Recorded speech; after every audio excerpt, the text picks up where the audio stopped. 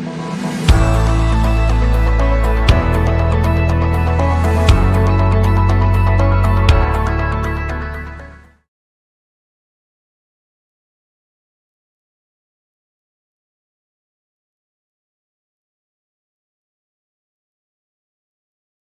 Entrepreneur Within by Michael Gerber. This book is about how to go from a solo practice where you are doing everything to building a business where you employ others to do different components of it, and then growing into an enterprise where you have multiple businesses running under that umbrella. How do you go from a practice, solo practice, to a business to an enterprise? And for those of us in the entrepreneurial space, we know Michael Gerber. He's a legendary author of the E-Myth Revisited, founder of the E-Myth Worldwide, multi-million copy best-selling author, and that's his life's work in many ways, teaching entrepreneurs how to be entrepreneurs rather than just technicians in their businesses. So let's talk about how to awaken the entrepreneur within and go from a practice, solo practice, to an enterprise. First, let's distinguish between an entrepreneur versus running a business. You see, an entrepreneur is an inventor of a product or a system, and of the product, which is the business itself.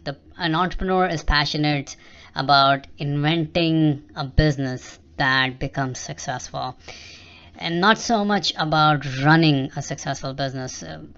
You don't call someone an entrepreneur because they are running a business, because they end up becoming the CEO of a company. That's not an entrepreneur. An entrepreneur is someone who starts something and who's passionate about creating something successful from nothing. That is an entrepreneur. That's a real definition of an entrepreneur.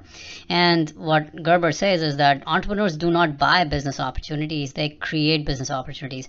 Business opportunities, like, let's say, a McDonald's franchise or something else, are for those who have no aspirations to start something on their own, so they don't really have aspirations to become entrepreneurs.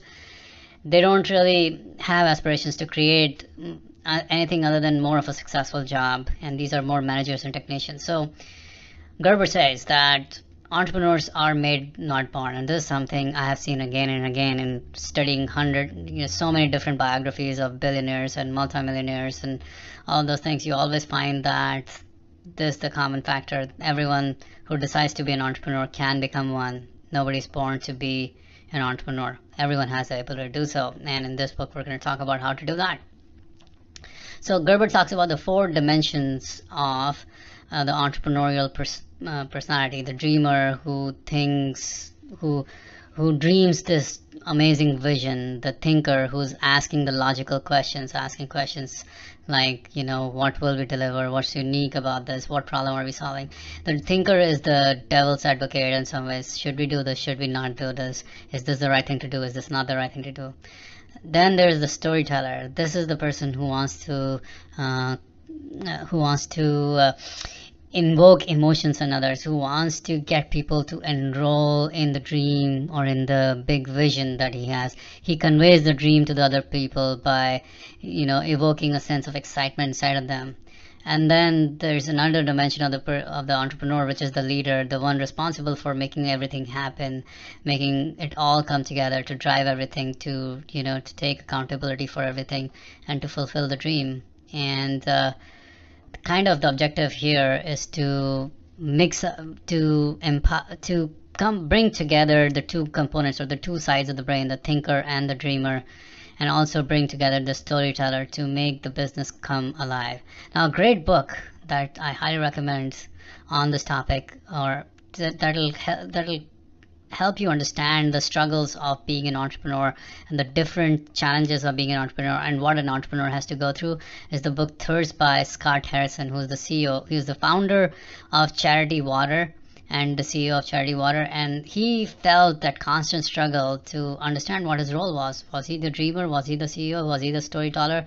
Was he the thinker? And he actually comes to a lot of different struggle points where he starts to wonder if he is the person to be the CEO, if he should actually become just the storyteller, if he is the right person to be the thinker, or should he be more of the dreamer.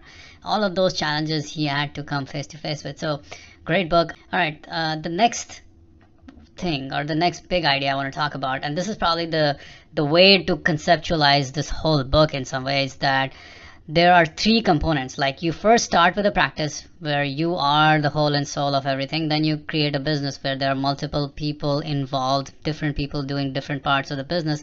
And then you have an enterprise where you have multiple business of the same kind. So a practice is the smallest operating unit of your company. It's self-sufficient, and it has three essential systems: how to generate leads, how to convert those leads into customers, and how to fulfill those leads. And the key is to develop systems in order to make your systems predictable, and these systems will make the operations of your practice much easier. Second step, once you have a practice and you have a solo practice where you're doing everything, the second step is to create a business. Now, the business is a practice with people, and once you have practice and you have people, then you need a business management system, as in you need to manage that business. So you need to enable the manager of the business to monitor the business, to control the business, to improve the business, to perfect the business, to scale the business. So that all comes under the umbrella of a business management system. A business requires the practice plus the people plus the business management system to make it all work. And then comes the enterprise, the highest level of this. First you have the solo practice, then you have the business, and then you have an enterprise. The enterprise is the aggregate of multiple businesses, each utilizing the expert business management system, which enables multiple practices in each business to be effectively managed, to be controlled, to improved, and all those things. So this is how large organizations are built. So if you think about a restaurant, maybe first the chef starts and he says, hey, I will create the restaurant, I'll do everything myself. Pretty quickly he realizes he needs a business, he needs to run the restaurant like a business, and he goes and hires help, create systems, and then he says, hey, my restaurant is doing well, let's replicate this, let's create an enterprise, let's have 200 of these or 500 of these or 1,000 of these. That's what happened to McDonald's.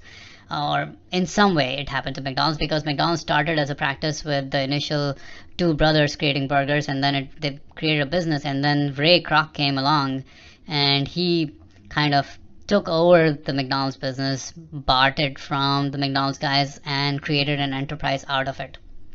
The enterprise is the aggregate of multiple businesses working together, and this is where the systems are very consistent and people utilize them and become steady business models that can produce dependable results.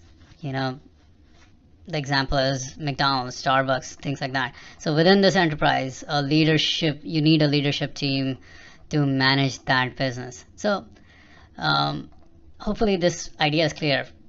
You start with a solo practice, then you build a business, and then you build an enterprise. So there are two key components that we need to understand: the vision and the organization that run this whole thing. So a business requires a vision, and the development of that vision is really important. And there are two parts of the vision for the business owner in some ways. Part of it is the personal vision of what you want to do with your life, and the business vision of what you want to achieve for the business. So two components of the vision, and then there's the organization component of the enterprise that you're trying to build, which requires you to have a very specific kind of or which requires you to have an org chart, irrespective of how big a business you are building, because you want to have accountability, you want to define the relationships between different functions and teams and organizations, and that's why you need an org chart. Not only that, you need systems. You need you need a lot of different systems to make the business work, to enable the client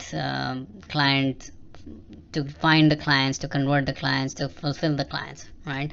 So you need to create the core operating system for your business, where all the systems merge into one giant system, and every manager, every leader in the company must adhere to these systems.